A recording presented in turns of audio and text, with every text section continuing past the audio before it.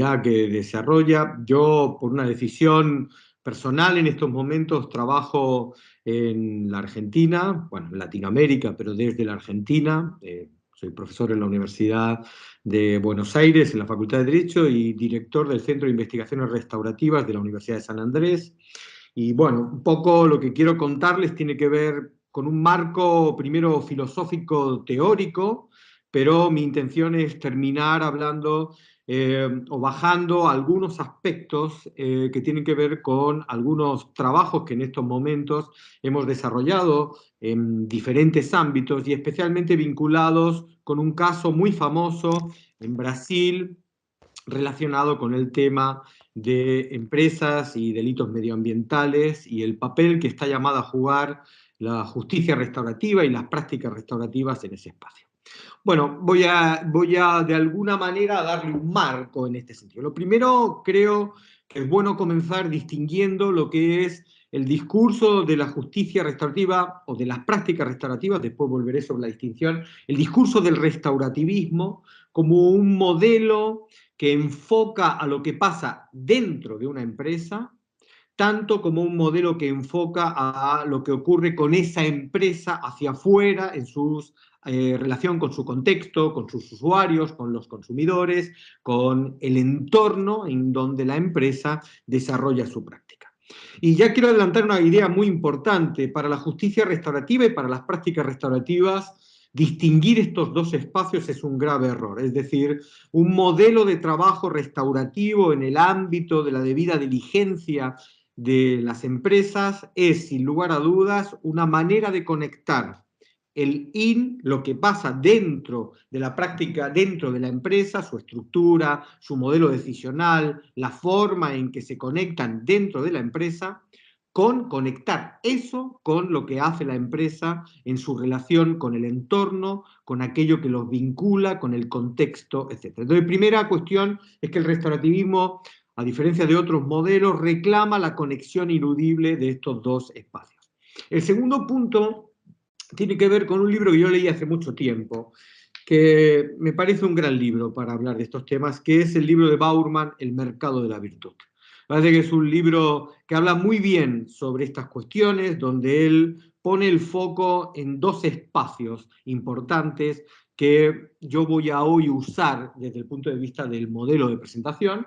Y Bauerman nos habla de un mercado pensado desde el punto de vista de sanciones, de punitivista, un mercado que responde a las infracciones de las empresas desde el punto de vista de generar castigo, generar sanción, generar pena, y un mercado que pone en valor la virtud de la empresa, que pone en valor la idea de una empresa virtuosa, de una empresa que toma como valores relevantes su relación con el contexto, el daño de su actuar, el hacerse responsable de las cosas que suceden, etc. Entonces yo creo, y Bauerman tiene un argumento muy interesante, y es que siempre es más eficiente el mercado de la virtud que el mercado de la sanción. Siempre es más eficiente desde el punto de vista de consolidar algunos aspectos relevantes. Creo que el restaurativismo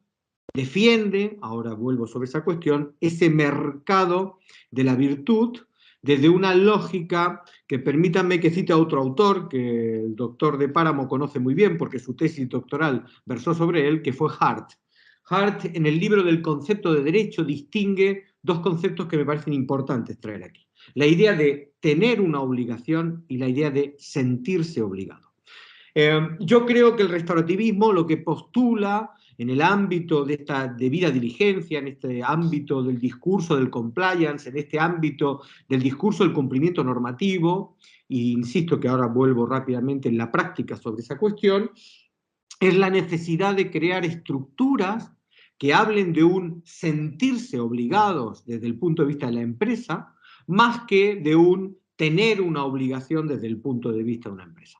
Esta visión, si se me permite, de una empresa de cálculo coste-beneficio sobre la base de un punitivismo que reacciona castigando la práctica empresarial cuando hay un ilícito, cuando hay un comportamiento de vulneración de derechos humanos, frente a la visión de una empresa que no necesita la respuesta punitiva porque en el fondo es una empresa que apuesta a un mercado de la virtud, porque en el fondo es una empresa que apuesta a una idea del sentirse obligados, que es la propuesta del restaurativismo, frente a la del tener una obligación, que es la propuesta del punitivismo.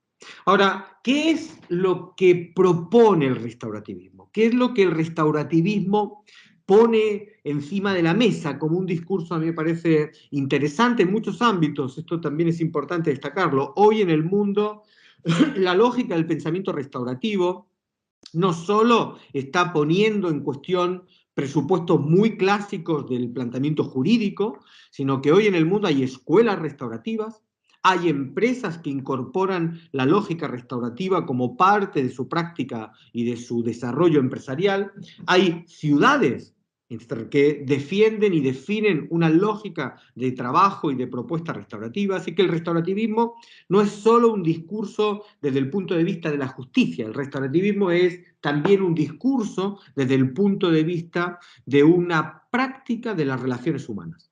Y eso es un punto que me parece importante señalar. Hablar de restauratividad es hablar de una manera de entender las relaciones humanas.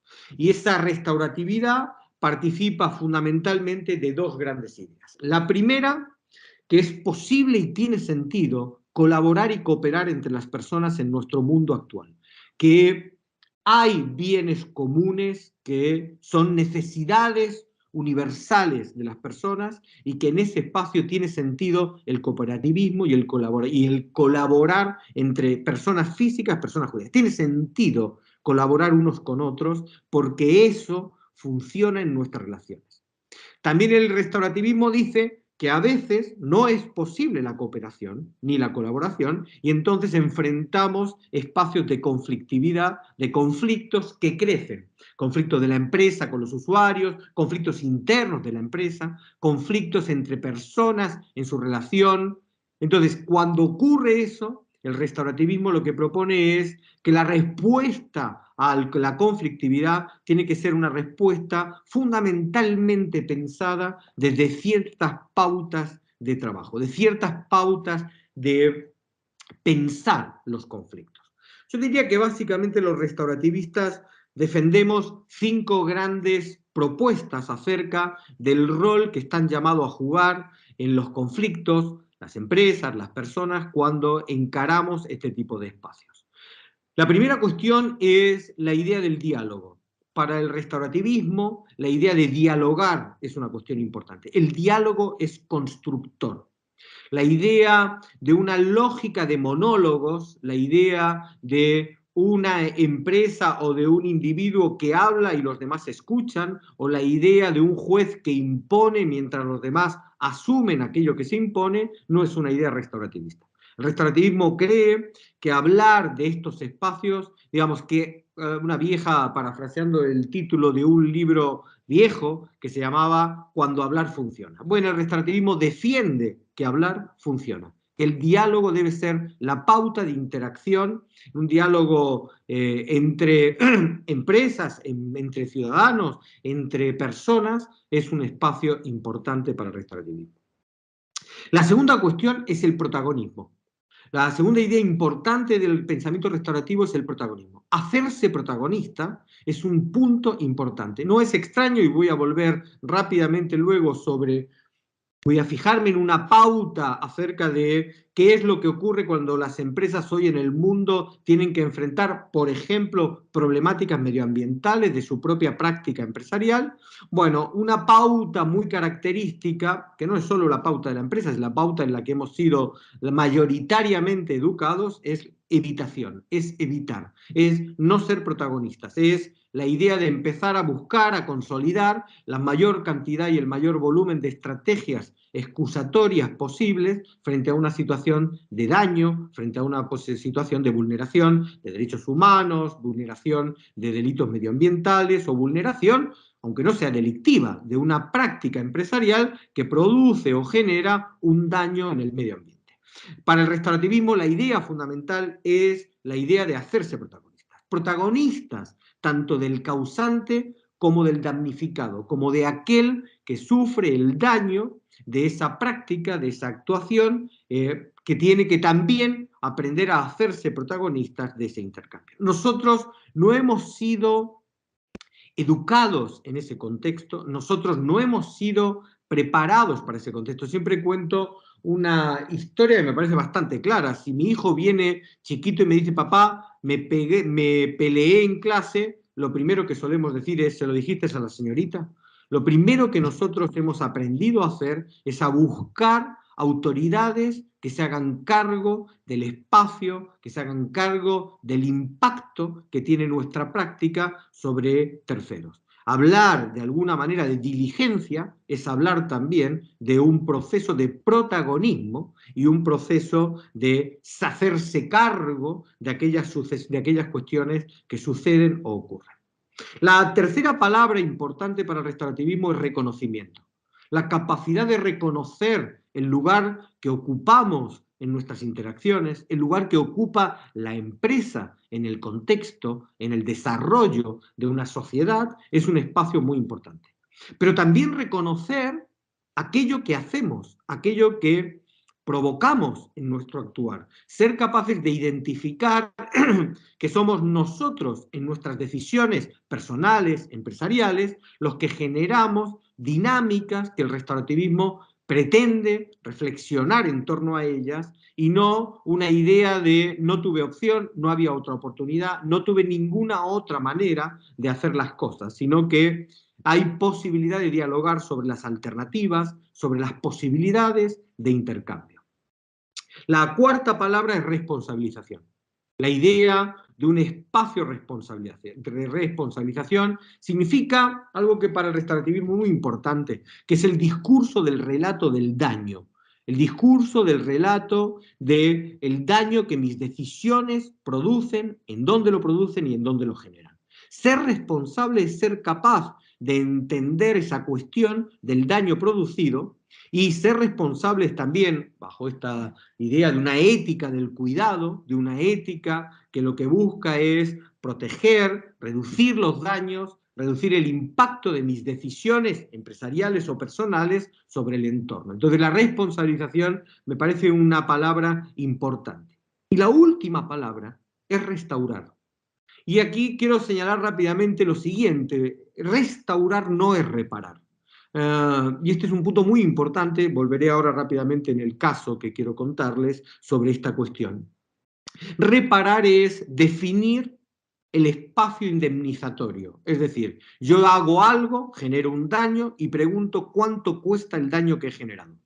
Esta es una perspectiva reparadora de la intervención. En el ámbito de la práctica empresarial, una visión reparadora es cuando alguien, una empresa pregunta, bueno, ¿cuánto cuesta lo que he hecho? ¿Cuánto cuesta el daño que he generado? Bueno, esa es una perspectiva fundamentalmente reparadora. El restaurativismo es algo más complejo, por dos razones. La primera, porque el restaurativismo le pide al creador, al generador del daño, que también visualice lo que se denominan los intangibles. Aquello que no es merituable en términos de una utilidad monetaria, en términos de una utilidad que provoca una situación de cuánto cuesta el daño que yo he generado. No, por ejemplo, cuánto cuesta el impacto que tiene todo lo que mi práctica ha generado en un entorno desde el punto de vista del cambio de una cultura, del cambio de una manera de vivir, de los desplazamientos y sensación de inseguridad que he generado en mi práctica. Esos intangibles requieren un espacio que no es medible en términos de utilidades, porque no puede ser monetarizado, sino que requiere una perspectiva de trabajo para dar cuenta de cómo se trabaja esos intangibles, cómo se trabaja ese desarrollo intangible.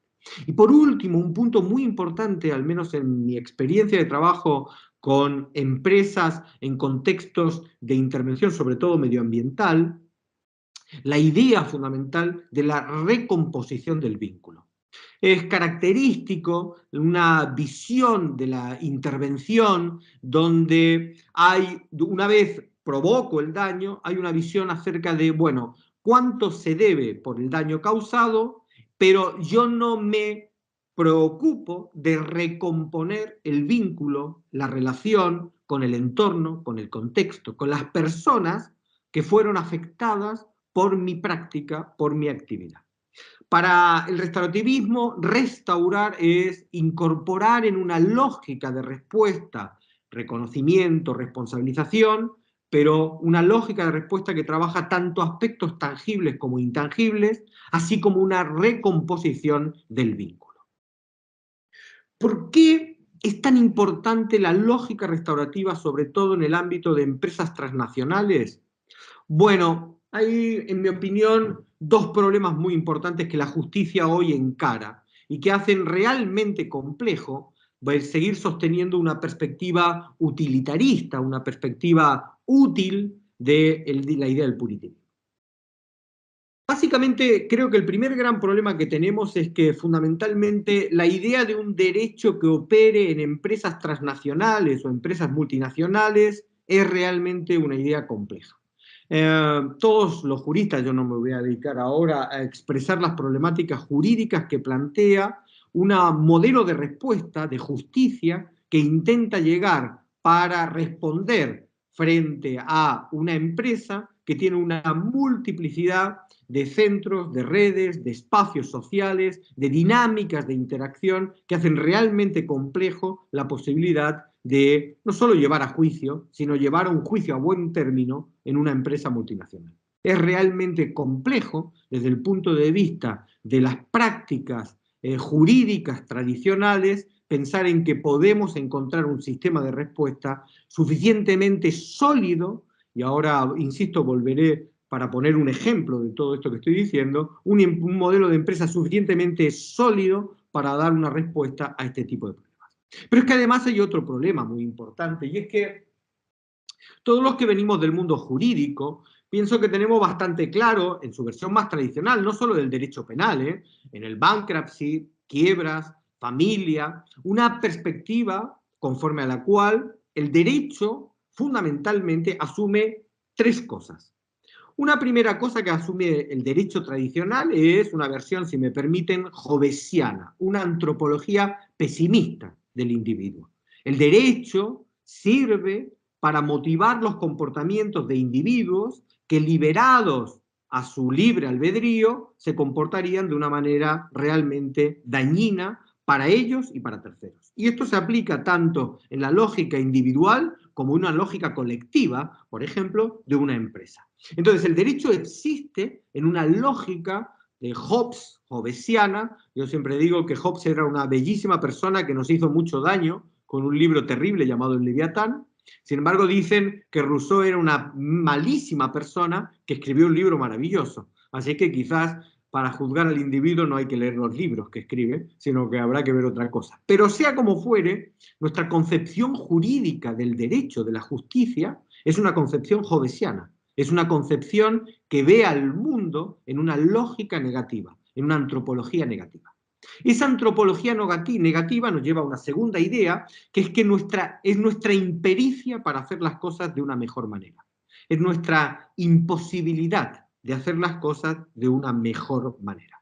Y la tercera idea es que, siendo así eso, lo que el derecho tiene que hacer es asegurar una amenaza de sanción que sea creíble y que sea disuasora del comportamiento. Como ustedes saben, como se dice, la presión punitiva fundamentalmente gira entre dos variables. Una es la probabilidad de que me pillen y la otra es el coste si me sancionan. Bien, si uno lo piensa de este lado, creo que aparece un segundo problema enorme para pensar una lógica puramente punitiva frente a empresas transnacionales o frente a situaciones de empresas transnacionales, por ejemplo, en el ámbito de los delitos medioambientales. Y es que no es extraño que cualquiera sea la sanción en el peor de los mundos posibles, esa sanción ya esté amortizada por la gran beneficio de las explotaciones por parte de la empresa. Y esto es un argumento, me remito a Bauerman. Bauman sostiene que el problema fundamental en el mercado de la sanción es que la sanción tiene que ser eficiente. En un mercado donde el incumplimiento de la norma asegura un beneficio que supera sustancialmente los costes de la sanción, en caso de que me pillen, obviamente el mercado de la sanción no funciona. Necesitamos un mercado distinto, que es el mercado de esa virtud, que es el mercado de esa manera de pensar las cosas. Yo creo que el futuro que ha de venir es un futuro sobre todo en el espacio del mundo medio empresarial, es un espacio que tiene que ver con una lógica no de un mercado de la sanción, sino con una lógica del mercado de la virtud.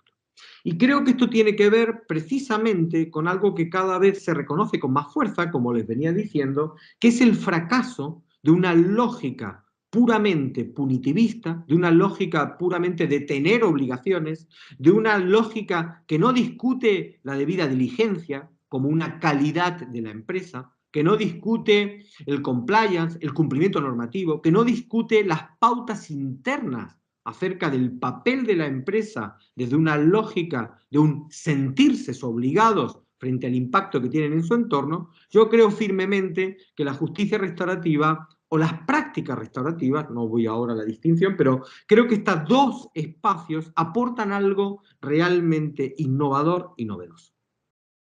Quiero en los 10 minutos que me quedan, o 5 minutos que me quedan, si no me equivoco, cerrar con un ejemplo de por qué me parece tan importante esta revolución, este intercambio, que tiene que ver con algo más profundo. Ustedes saben que hoy hay un debate en el mundo acerca del famoso greenwash, acerca de los lavados de cara verde de las empresas, la idea de las empresas que de alguna manera simplemente tras la lógica de una respuesta del sentirse obligado, en realidad existe un verse obligado, que es otro concepto interesante de Hart. Creo que la idea del greenwash es una idea simplemente de una pulcritud no profunda, que no transita hacia adentro de la empresa en sus prácticas y simplemente es una cuestión de que hoy está de moda esto y como hoy está de moda esto, así nos manejamos.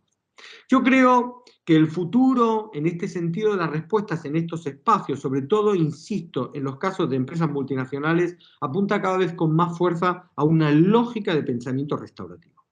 Creo que no podemos seguir pensando desde una lógica de respuesta puramente retributiva y básicamente quiero contarle dos grandes ejemplos, dos ejemplos paradigmáticos del fracaso del pensamiento retributivo, como cuando se ha pensado en una lógica de empresas en un contexto de producción de daño que gira, daño medioambiental, que es un tema que a mí me parece realmente importante e interesante para los próximos años. Yo estuve recientemente en el Congreso Mundial de Victimología y el gran tema hoy es cómo definir a las víctimas en el contexto de los espacios de daños medioambientales, sobre todo provocados por empresas.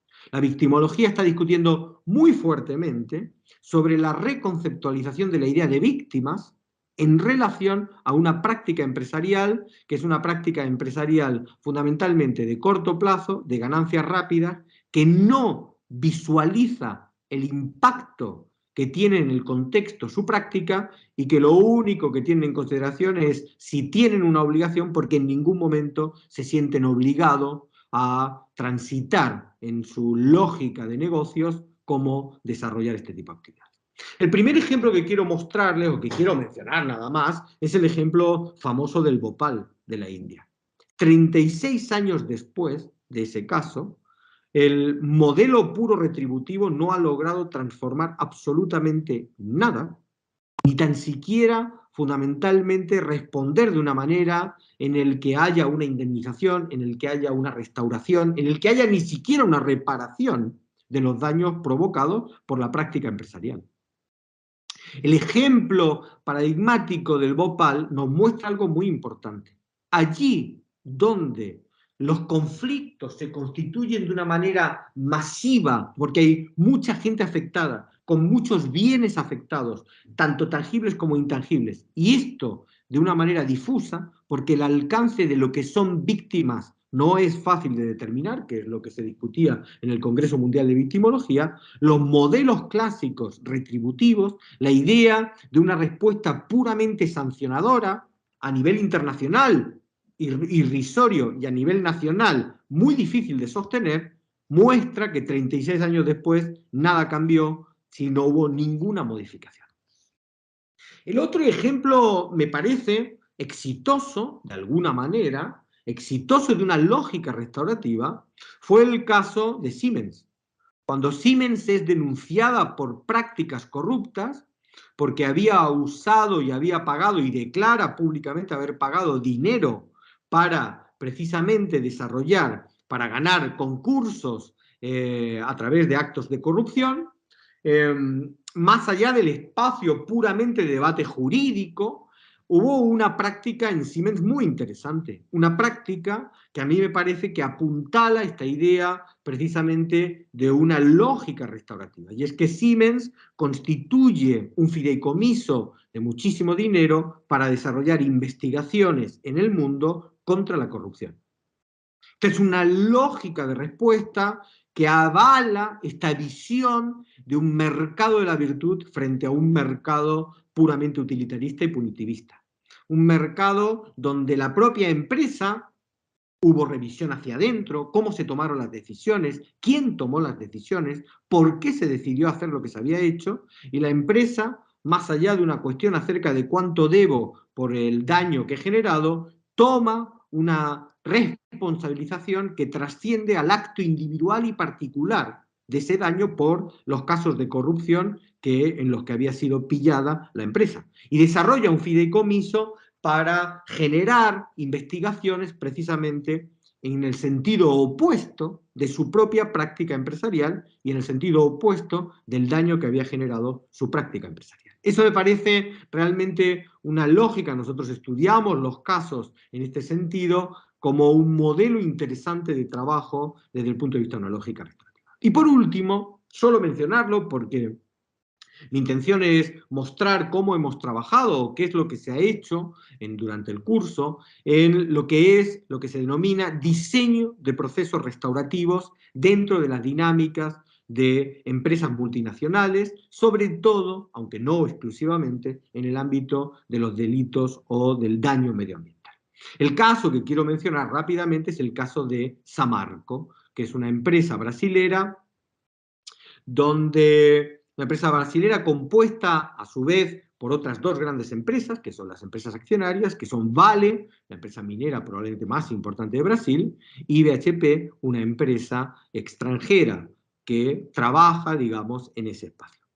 Samarco, el caso de Samarco, no tengo mucho tiempo, insisto que mi idea es trabajarlo con minuciosidad para aprender lo que significa y supone hoy aprender modelos restaurativos como respuesta a delitos medioambientales y de vulneración de derechos humanos. El caso de Samarco es el caso de colapso de una represa por ciertas prácticas desde el punto de vista de que ya no le era útil a la empresa sostener los niveles de seguridad que hasta ese momento venía sosteniendo. Esto supone el colapso de la represa que acaba inundando más de 800 kilómetros de la cuenca, de la tercera cuenca más importante del Brasil, miles de hectáreas contaminadas, ríos enteros contaminados, pueblos enteros desplazados, toda la cultura de una manera de entender la vida a través de la pesca, la agricultura, la ganadería destruida. Y básicamente, fundamentalmente, desde el punto de vista del modelo jurídico clásico, solo puede señalar lo siguiente. Desde el punto de vista del juicio penal, el juicio penal sigue en una fase de desarrollo de instrucción porque no se ha podido profundizar, porque hay varias cuestiones acerca de carga probatoria, etcétera, etcétera, no voy a entrar al detalle, pero paralizado. El juicio administrativo que supuso la paralización de la práctica de la empresa acaba yendo y condenando dos veces a las propias víctimas, unas por el daño provocado y otras porque se quedaron sin puestos de trabajo, ya que digamos, muchas de ellas trabajaban en la propia empresa que ahora no podía explotar o no podía seguir trabajando. Y tercero, el juicio civil, ni hablemos, porque quedó totalmente colapsado por cientos de organizaciones no gubernamentales que se personaron en el juicio precisamente contra la empresa Samarco.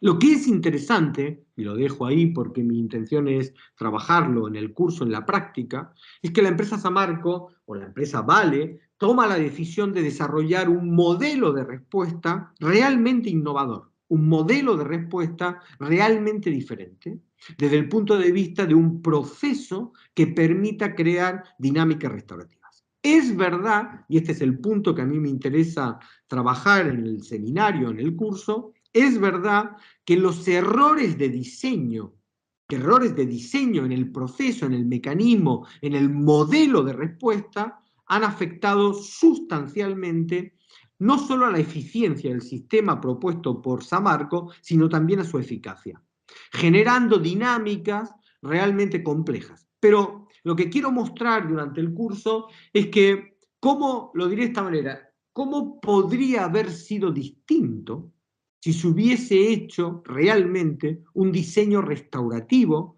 para transformar una dinámica de práctica empresarial para llegar o llevar adelante una manera diferente de generar esa práctica empresarial? Termino. Yo creo que uno puede pensar, como en cualquier espacio de conflictividad, la conflictividad desde tres lógicas distintas: el pasado, el presente y el futuro.